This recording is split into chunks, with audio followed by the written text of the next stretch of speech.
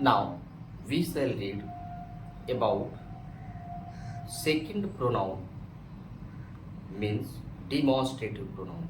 What is the meaning of demonstrative pronoun? Do you know? Then I want to tell you the meaning of demonstrative pronoun is संकेतवाचक सर्वनाम. If you want to say demonstrate, what is the meaning of demonstrate? Demonstrate means संकेत करना. Okay? Now read and write first of all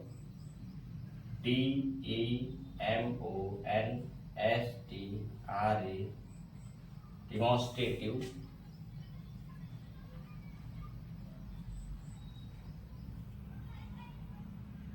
demonstrative pronoun. Demonstrative pronouns means क्या होता है?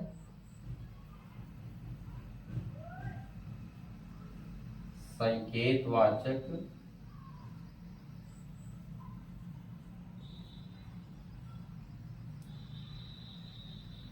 सर्वनाम. संकेतवाचक सर्वनाम. ठीक. Identify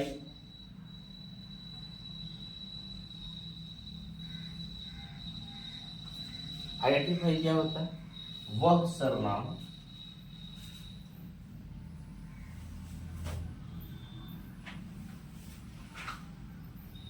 जो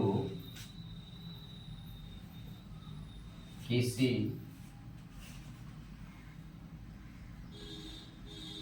संज्ञा की ओर संकेत करता है. ठीक. वह सर्वनाम जो किसी संज्ञा की ओर संकेत करता है वह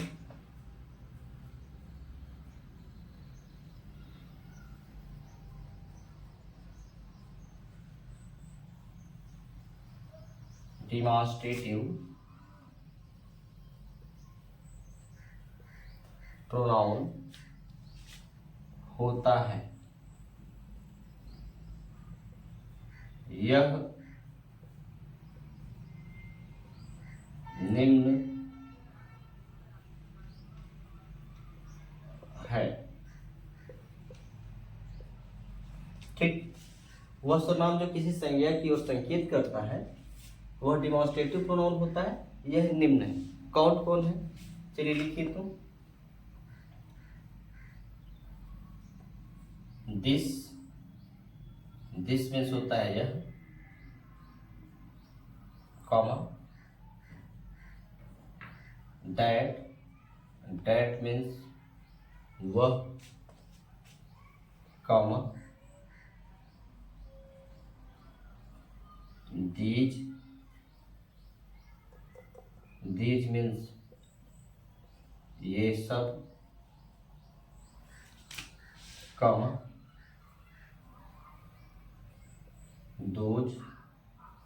दोज मीन्स वो सब. ठीक. नेक्स्ट आपका है सेम मीन्स होता है समान, या आप इसी को कह सकते हैं इसी तरह का, कॉमा सच मीन्स ऐसा, ठीक. अर्थात this, that, these, those, same, such, ये वर्ड्स आपके डिमॉन्स्ट्रेटिव प्रोनाउन कहे जाते हैं. क्यों? क्योंकि इन सभी शब्दों से किसी न किसी संज्ञा की ओर संकेत किया जाता है. ठीक है. चलिए एग्जाम्पल लिख करके देखते हैं. जैसे हमने कहा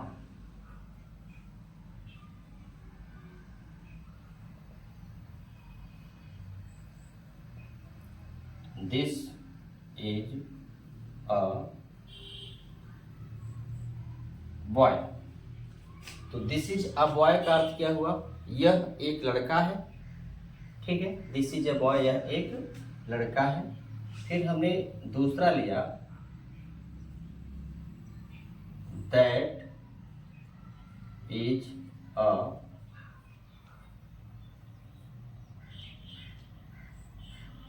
प्लेयर, वह एक खिलाड़ी है। फिर हमने लिखा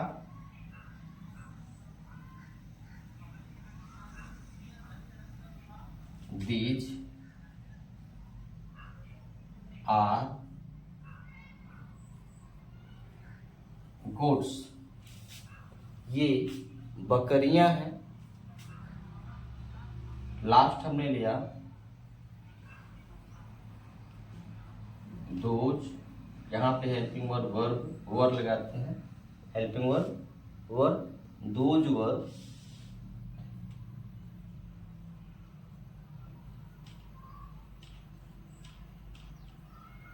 बफेलोज, दोज वर बफेलोज, वो, या आप ऐसे भी कर सकते हैं वो सभी भैंसे हैं, या वो सब भैंसे हैं। दीज आर गोट्स, ये सब बकरियां हैं। ठीक है, तो ये आप देखो किसी न किसी संज्ञा की ओर, फर्स्ट में देखिए दिस से एक लड़के की ओर संकेत, दैट से प्लेयर एक खिलाड़ी की ओर संकेत, दीज से बकरियों की ओर संकेत, दोज से बफेलोज अर्थात भैंसों की तरफ संकेत किया गया। ठीक है, अब जैसे हम सेम और सच की बात करें तो this is a same boy. ठीक है, यह एक समान लड़का है। ठीक है, this is a same boy, यह एक समान लड़का है, या हम ऐसे भी कह सकते हैं this boy is same Mohan. ठीक है, तो सेम का भी प्रयोग संकेत करने के लिए होता है। ठीक, जैसे हमने नेक्स्ट लिया कॉमा, नेक्स्ट वर्ड लिया Ram is such a fat boy. Ram is such, Ram is such a fat boy. देखो सच राम है, such a fat boy, such a fat का मतलब ऐसा मोटा लड़का, राम ऐसा मोटा लड़का है, अर्थात किसी मोटे व्यक्ति की तरफ या किसी मोटे वस्तु की तरफ संकेत करके ये कहा गया कि राम ऐसा मोटा लड़का है। तो देखो सच भी क्या है आपका डिमॉन्स्ट्रेटिव प्रोनाउन। ठीक है, जितने भी वर्ड्स में अंडरलाइन कर रहा हूँ, ये, दीज, दिस, दैट, दोज, ये सभी क्या है आपके डिमॉन्स्ट्रेटिव प्रोनाउन। ठीक, अब एक नोट लिखिएगा, दिख रहा है, नोट में लिखना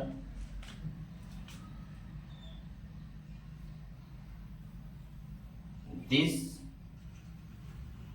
व डैट का प्रयोग एक वचन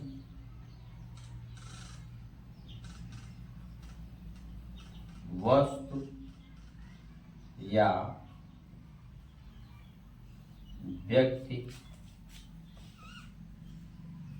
को बताने के लिए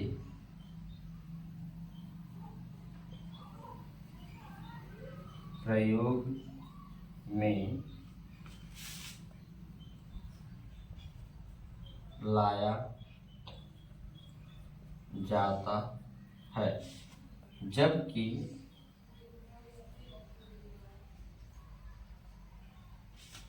दिस और दैट का प्रयोग, देखिए दिस और दैट का प्रयोग एक वचन वस्तु या व्यक्ति को बताने के लिए प्रयोग में लाया जाता है, जबकि दीज, ये सभी वर्ड्स आपके सिंगल इनवर्टेड कॉमा में, दीज व दोज का प्रयोग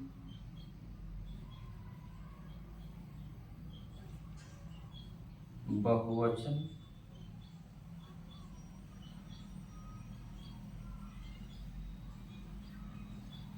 व्यक्तियों या वस्तुओं, दिख रहा है, वस्तुओं को बताने के लिए प्रयोग में लाया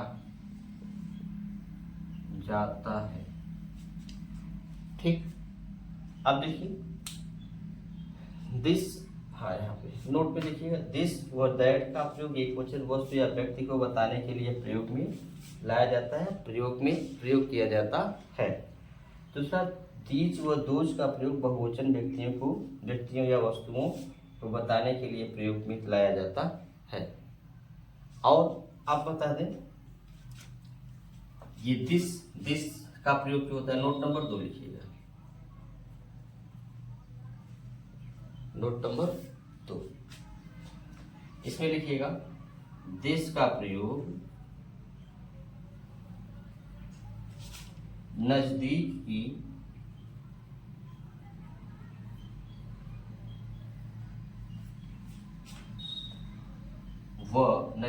की वस्तु व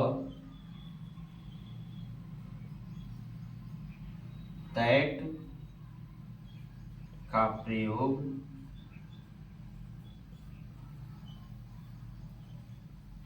दूर की एक वचन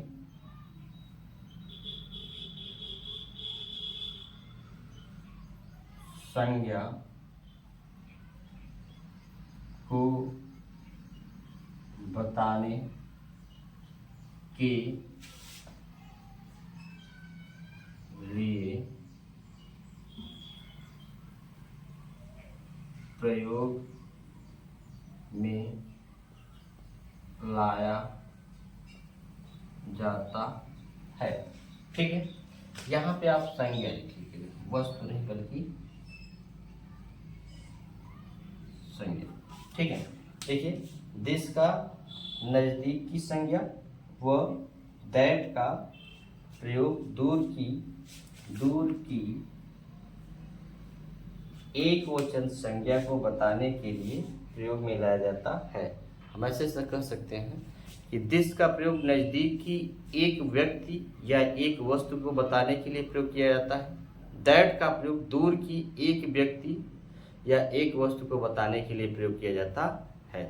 या इस तरह से भी कह सकते हैं कि दिस का प्रयोग नजदीक की एक वचन संज्ञा को बताने के लिए तथा दैट का प्रयोग दूर की एक वचन संज्ञा को बताने के लिए प्रयोग किया जाता है। ठीक है, चलिए इसको लिख लीजिए, फिर आगे लिखते हैं।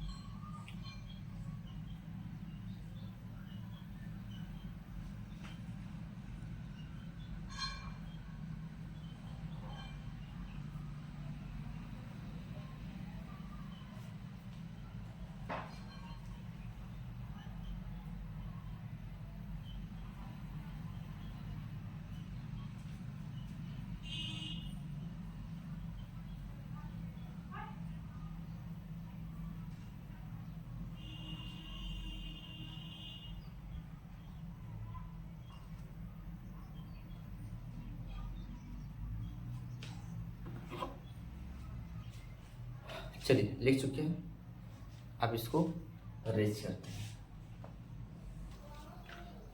चलिए अब लिखिएगा नोट नंबर 3।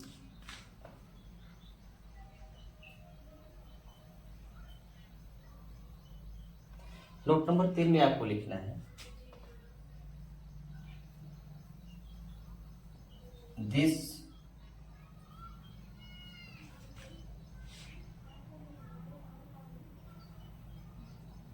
का प्लूरल दीज होता है और डैट का प्लूरल दोज होता है। समझ गए? दिस का प्लूरल दीज होता है, दैट का प्लूरल दोज होता है। अब बात ये आती है कि दिस से, जैसे हमने बताया, दिस से नजदीक की वस्तु को, एक नजदीकी एक वचन वस्तु को बताने के लिए किया जाता है, अर्थात नजदीक की एक वचन संज्ञा को। दीज से नजदीक की बहुवचन संज्ञा को बताने के लिए प्रयोग किया जाता है। जैसे हम ये कहें कि दिस इज अ पेन, और फिर वही पेन क्या हो, अनेक हो, तो क्या कहेंगे, दीज आर पेन्स, अर्थात नजदीक की अनेक वस्तु। फिर देखिए, दैट का प्रयोग दूर की एक वचन संज्ञा को बताने के लिए प्रयोग होता है, लेकिन दोज से दूर की अनेक संज्ञाओं को बताने के लिए प्रयोग किया जाता है। जैसे आप कह सकते हो बहुवचन संज्ञा को बताने के लिए प्रयोग किया जाता है। जैसे हम ये कहें दैट इज ए गोट, वह एक बकरी है, फिर वहां पे कई बकरियां हैं, तो हम क्या कहेंगे, दोज आर गोट्स, वो बकरियां हैं। ठीक है, समझ में आया ना? चलिए अब लिखिएगा नोट नंबर 4।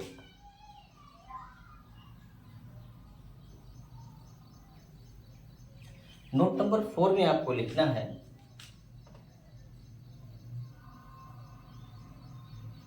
जब इनका अर्थ डिमॉन्स्ट्रेटिव प्रोनाउन का, इनका मतलब डिमॉन्स्ट्रेटिव प्रोनाउन का इनका प्रयोग वाक्य में अकेले अर्थात इनके तुरंत बाद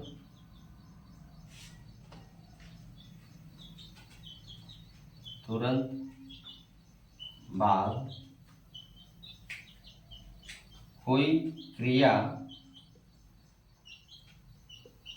आती है तो ये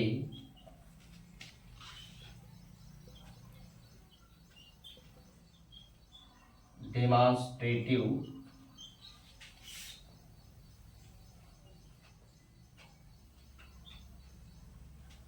प्रोनाउन होते हैं। ठीक है, अर्थात किनके बाद, दिस दैट दिस दोज के बाद यदि कोई हेल्पिंग वर्ब आ जाती है, is am are was were will shall में से, तो ये डिमॉन्स्ट्रेटिव प्रोनाउन होते हैं। परंतु आगे लिखना, परंतु यदि कोई संज्ञा आ जाए तो ये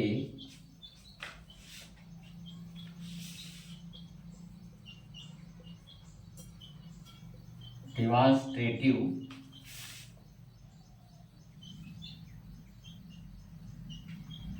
adjective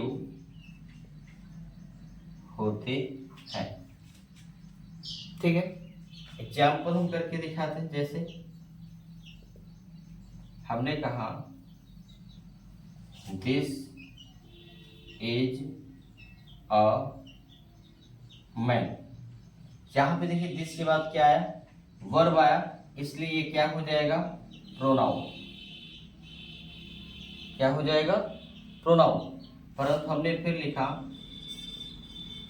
this man is mad, यह आदमी पागल। अब देखिए दिस के बाद मैन आ गया, तो ये दिस क्या कर रहा है, इस आदमी की विशेषता बतलाने लगा, जिसको क्या कहते हैं हम, क्वालिफायर। ठीक है, अर्थात विशेषक। तो यहाँ पे क्या हो जाएगा, ये एडजेक्टिव। क्या हो गया, एडजेक्टिव। उसी तरह से दिस दोज के बाद भी हो जाएगा। जैसे हम कहें कि दोज से लेते हैं, चलिए दैट हमने लिया क्या, sorry, those are girls, those are girls, those are girls, वे सब लड़कियां हैं। तो यहां पे दोज क्या हो गया, प्रोनाउन। क्या हो गया, प्रोनाउन। फिर हमने कहा दोज गर्ल्स आर स्टूडेंट्स। अब देखो, आप वे लड़कियां छात्र हैं। अब दोज के बाद जस्ट क्या आया, नाउन आ गया। तो ये क्या हो गया, क्वालिफायर। किसका, गर्ल का। गर्ल्स का ये क्वालिफायर हो गया। इसलिए दोज क्या कहलाएगा यहाँ पे, डिमॉन्स्ट्रेटिव एडजेक्टिव। ठीक, देखिए फर्स्ट सेंटेंस में दिस क्या है, डेमोन्स्ट्रेटिव प्रोनाउन। सेकंड में क्या है, डेमोन्स्ट्रेटिव एडजेक्टिव। इसमें भी देखिए फर्स्ट सेंटेंस में दोज क्या है, डेमोन्स्ट्रेटिव प्रोनाउन, और सेकंड में क्या है, डेमोन्स्ट्रेटिव एडजेक्टिव। ठीक, चलिए अब इसको नोट कर लीजिए। इस तरह से आपका डेमोन्स्ट्रेटिव प्रोनाउन का चैप्टर समाप्त हुआ। अब अगले चैप्टर में, इसी के साथ ही अगले चैप्टर में हम पढ़ते हैं क्या, डिस्ट्रीब्यूटिव प्रोनाउन। इसको फट से लिखिए।